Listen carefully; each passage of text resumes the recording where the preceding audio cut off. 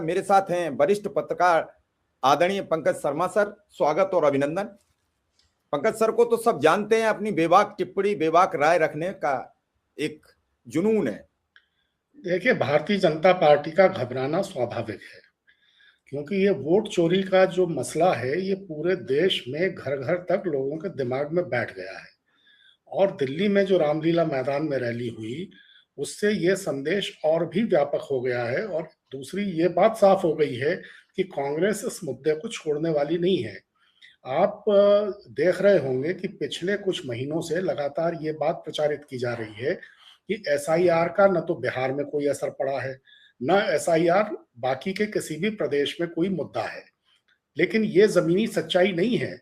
ये बहुत बड़ा मुद्दा है, बेरोजगारी मुद्दा है, महंगाई मुद्दा है, भ्रष्टाचार मुद्दा है, और भी बहुत सी चीजें हैं जिनके मसले जीवंत हैं। लेकिन ये जो वोट चोरी का मसला है, ये जो मतदाता सूचियों में हेराफेरी का मसला है, ये जो हमारी मतदान प्रणाली पर तरह तरह के प्रश्न चिन्ह हैं उनका मुद्दा है, ये भी बहुत बड़ा मुद्दा है। और कांग्रेस ने ये साफ कर दिया है चूंकि वो इस मुद्दे को छोड़कर पीछे हटने वाली नहीं है और इसको इसकी अंतिम परिणति तक ले जाएगी। और राहुल गांधी ने और प्रियंका गांधी ने जिस तरह कल भी कहा रामलीला मैदान की रैली में, और बार बार उन्होंने ये बात दोहराई है कि हम निर्वाचन आयुक्त अगर इसमें जिम्मेदार पाए गए तो उनके खिलाफ भी कार्रवाई करने से चूकेंगे नहीं। जब कभी भी सल्तनत बदलेगी, जब कभी भी नई सरकार बनेगी, तो कानूनों में जरूरी होगा तो पिछली तारीख से रद्दोबदल करके इन सब दोषियों को पकड़ा जाएगा और उनके खिलाफ कार्रवाई की जाएगी। तो इससे जाहिर है भारतीय जनता पार्टी का इससे परेशान होना लाजमी है, बहुत स्वाभाविक है। वही मैं कह रहा हूं ना, देखिए ये इसमें मतदाता सूचियों में कई ऐसे वोट जरूर रहे हैं और हमेशा रहे हैं जो एक से ज्यादा जगह पर दर्ज हैं, और ये सफाई अगर हो तो इसमें कोई बुराई नहीं है। लेकिन अब आप खुद ही सोचिए कि जब अपने वोट की बात आ रही है और लाखों वोट उत्तर प्रदेश में कट रहे हैं तो कितनी बिलबिलाहट हो रही है।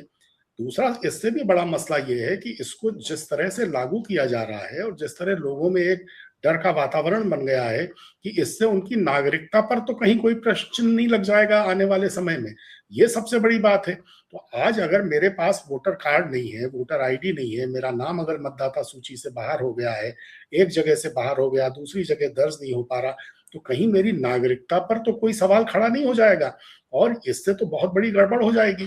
तो ये मसला ऐसा है, ये जो पूरे घर घर तक जैसा मैंने कहा पहुंच गया है। राहुल गांधी ने जो अपने 3 प्रेजेंटेशन दिए कि किस तरह से मतदाता सूचियों में हेराफेरी की जाती है, और उन्होंने इस बात को करीब करीब साबित कर दिया कि ये ऑर्गेनाइज तरीके से हो रहा है, ये केंद्रीकृत तरीके से हो रहा है, सेंट्रलाइज्ड है, और इसकी पूरी छानबीन होनी चाहिए। लेकिन निर्वाचन आयोग इस मामले को गंभीरता से लेने को तैयार नहीं है, जानबूझकर वो इसकी अनदेखी कर रहा है। 3 निर्वाचन आयुक्तों में से एक निर्वाचन आयुक्त इस मामले में अपनी लिखित में बाकायदा अपनी असहमति दर्ज भी करा चुके हैं निर्वाचन आयोग के सामने, उनकी भी नहीं सुनी जा रही है।